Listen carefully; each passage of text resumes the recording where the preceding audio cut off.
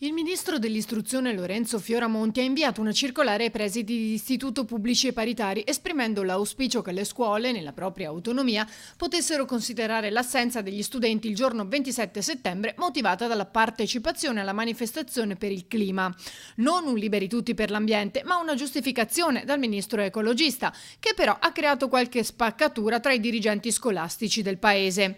In realtà non è una novità, ribadisce la preside dell'Istituto Gritti di Mestre. Una valida giustificazione di assenza, dire da parte dello studente maggiorenne o da parte dei genitori dello studente che lo studente ha aderito a una manifestazione perché intendeva manifestare la propria libertà di pensiero secondo la Costituzione, è una questione su cui i dirigenti delle scuole superiori da tanto tempo fanno i conti. Quindi nella nostra scuola c'è proprio la consuetudine di chiedere e di ritenere valida come giustificazione dell'assenza il fatto che lo studente, se maggiorenne, o i genitori, se minorenni, dicano ha aderito alla manifestazione, punto.